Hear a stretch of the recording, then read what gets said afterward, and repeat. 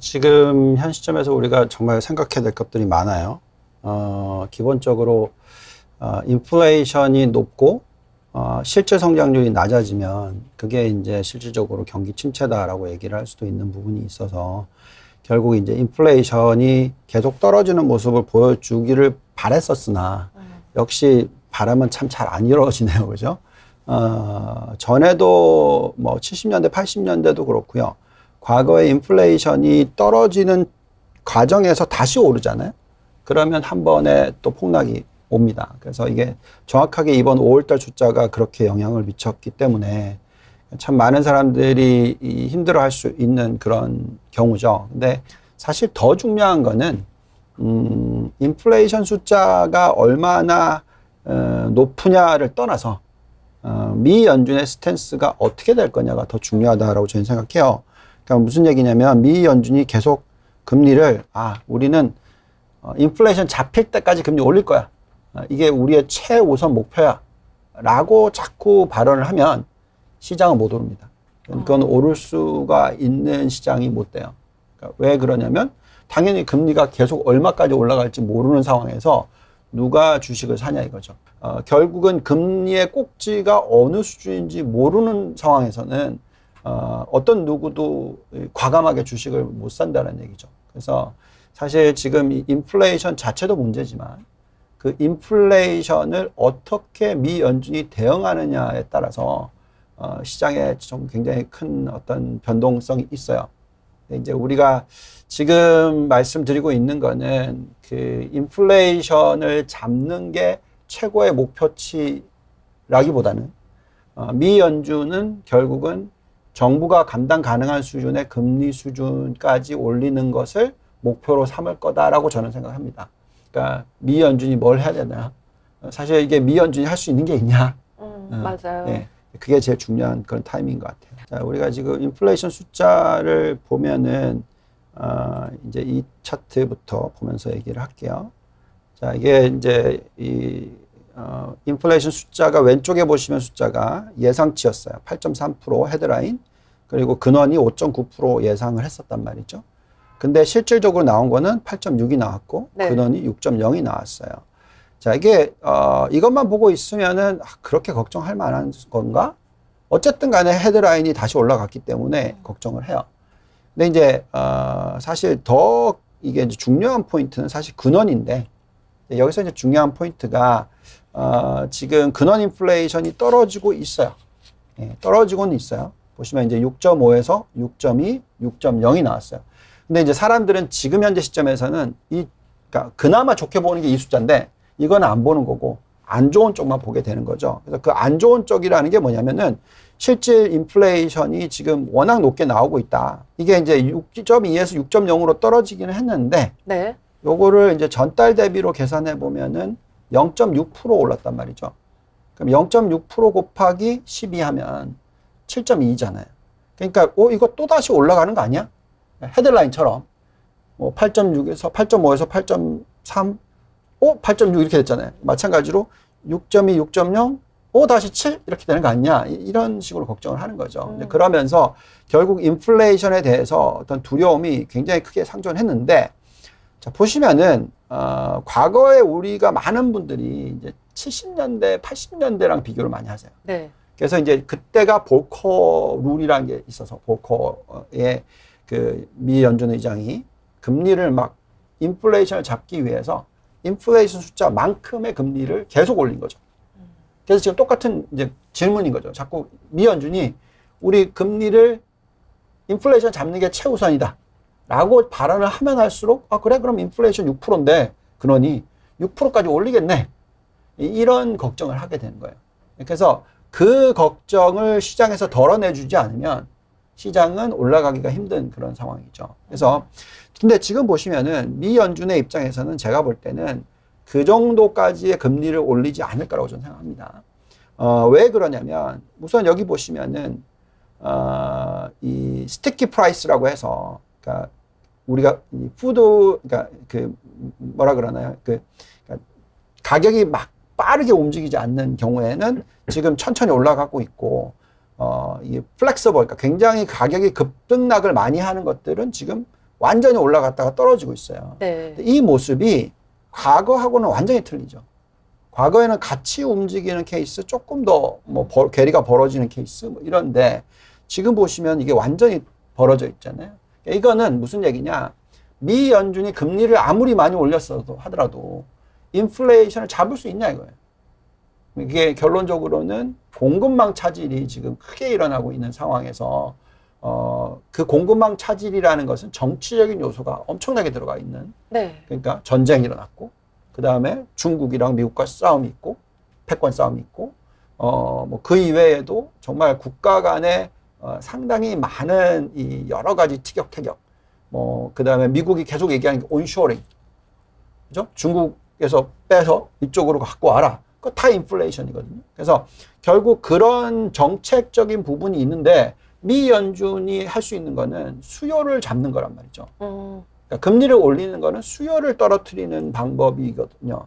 근데 지금 이렇게 나가버리면 미 연준이 할 수 있는 게 없어요.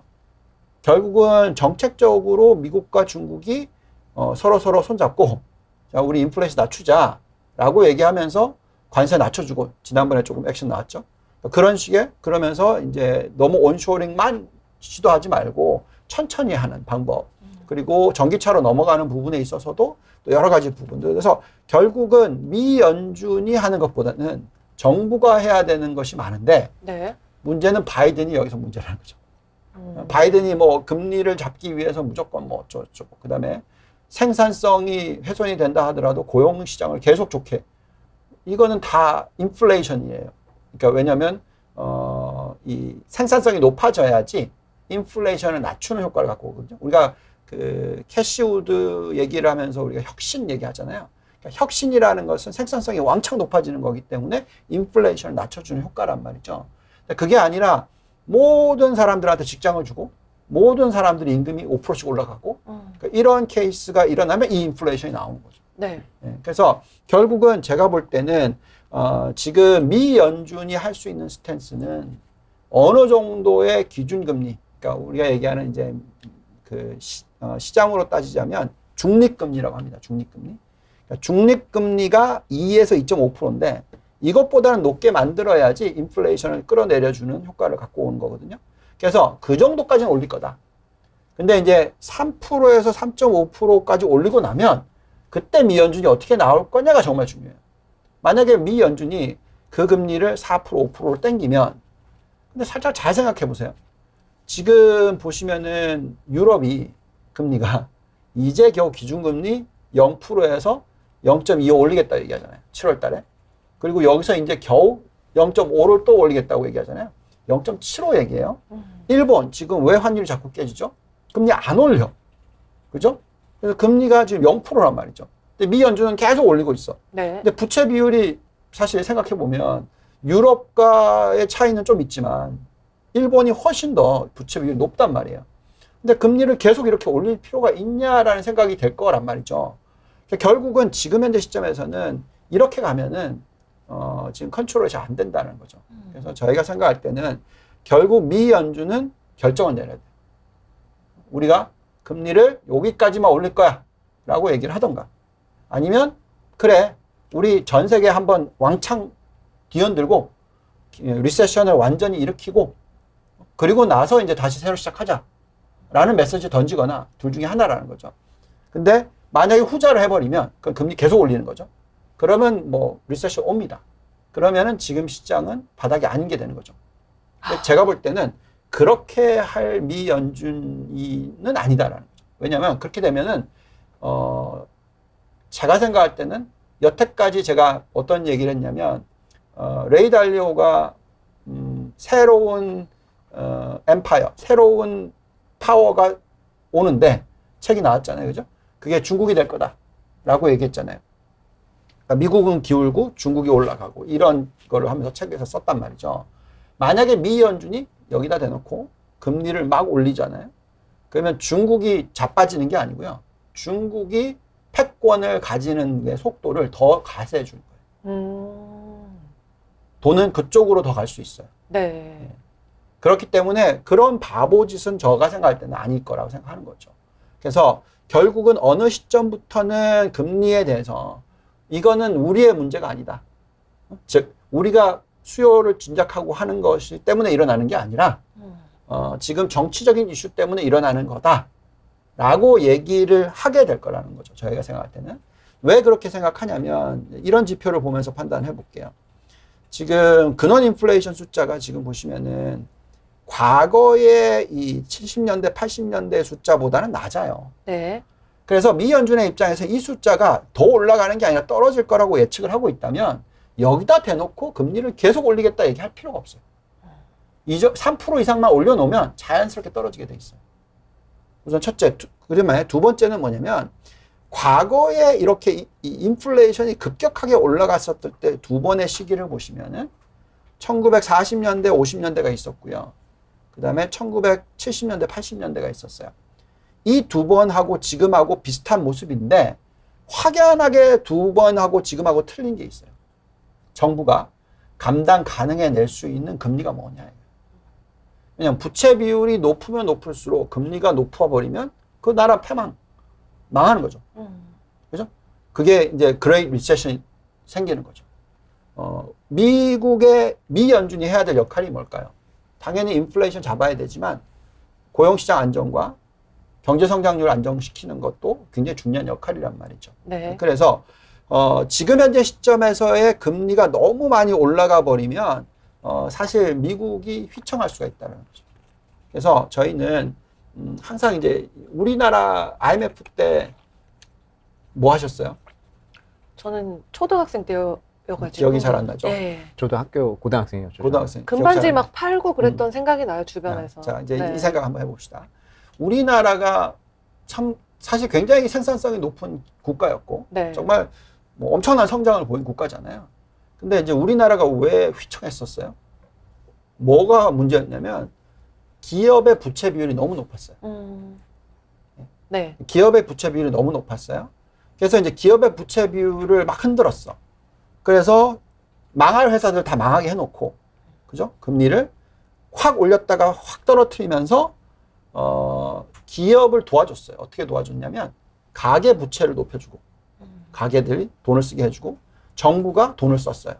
그러면서 이 기업의 펀디멘탈을 좋게 만들어줬단 말이죠. 그죠? 그러면 이게 무슨 얘기냐? 지금 현재 시점이 미국은 어떻게 보여지냐? 지금 가계 너무너무 튼튼해요. 미국의 가계가.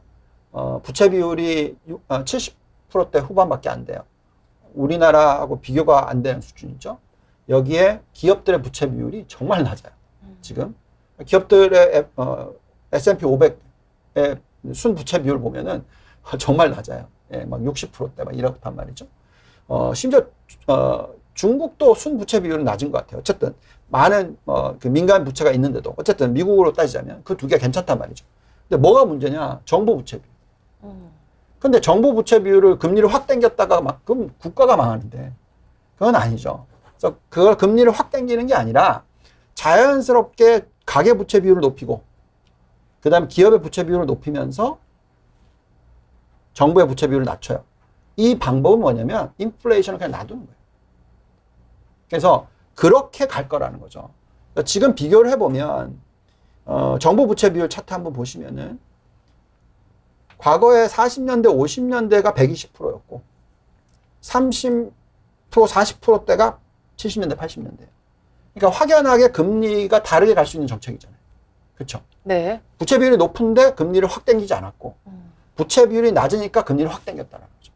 지금은 어디냐? 이때보다 더 높아. 그러네요. 네. 근데 여기다 대놓고 금리를 확 당긴다고요? 저는 그렇게 안 믿는다는 거죠. 미 연준이 과거에 어떻게 했냐면 보시면 이게 이제 30년대에서 50년대 금리예요. 미 연준 금리 2%, 그러니까 0%에 거의 0%에 있다가 땡기더라도 2%까지밖에 안 땡겼어. 그죠? 근데 부채 비율이 왕창 올라가니까 부채 비율이 왕창 떨어지니까 금리 어떻게 했어요? 한 단계씩 올리죠. 부채 비율이 낮으니까 금리를 올려도 이자를 내도 정부가 휘청하지 않는 거죠. 그러니까 지금 현재 스탠스는 저희가 어떻게 생각하냐면 미 연준이 아무리 맥시멈 금리를 올린다 하더라도 제가 볼 때는 기껏해야 여기까지라는 거죠. 3.25에서 3.5까지 올리고 나면 그때부터는 더 이상 금리를 올리지 않을 거다라는 게 저희 생각인 거고요. 제가 틀릴 수도 있습니다. 이번 주에 또 회의를 마침 하잖아요. 그러니까. 네. 그래서 이제 그게 중요한 거죠. 네. 그래서 이제 저는 어떻게 보고 있냐면, 어쨌든 변동성 구간이 요번에 이제 중간선거 해니까, 짧으면은 3개월에서 6개월. 근데 길어지면 9개월까지도 갈 수 있다. 이게 이제 조정 구간인데, 지금 보시면은 6월 15일 있고, 7월 27일 있고, 그 다음이 9월 22일이란 말이죠. 그러니까 즉, 요 세 번이 그 구간에 들은 거죠. 6개월 안에 끝날 거냐? 네.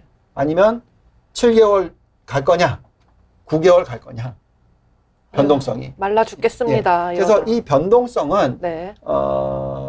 앞으로 미 연준이 뭐라고 내뱉느냐에 따라서 틀려요. 저는 이제 어떻게 걱정을 하냐면, 만약에 이번 6월 15일 날 미 연준이 그냥 우리는 금리를 올려서 인플레이션을 잡는 게 제일 중요해. 그래? 우리 이번에 1.75 올릴게. 이렇게 해버리면 장 또 빠져요. 전저점 뚫고 또 내려갑니다. 왜냐하면 올리는 속도가 더 빨라졌기 때문에. 그러니까 제가 전에도 얘기했지만 이제 차트가 미 연준의 금리가 그 0.25에서 0. 그러니까 이게 각도가 이제 올라가면 0%에서 0.25 올리는 각도, 0.5% 올리는 각도가 좀 가파라지잖아요. 이게 또 가파라지면 시장은 더 빠진다는 거죠. 그게 아니라 0.0에서 0.25, 0.5, 0.5, 0.5, 0.25 요때부터 오를 수 있다라는 거 계속 말씀드렸잖아요. 네. 그러니까 지금은 미 연준이 금리를 얼마까지 올리느냐에 대한 시장의 모든 시각이 잡혀 있어요. 그래서 여기다 대놓고 우리는 금리를 올려서 인플레이션을 잡는 게 최우선이라는 메시지를 자꾸 시장에 던져버리면 그건 그땐 자산 가격 다 깨집니다. 전 세계적으로 가장 가파르게 성장하는 산업, 전기차와 2차전지를 빼놓고는 투자를 말할 수 없는 시대입니다. 그렇다면 우리는 2차전지 산업에 대해 얼마나 알고 있을까요? 내가 놓친 것이 무엇이기에 저렇게 날아가는 2차전지 관련주를 바라만 보고 있었을까요?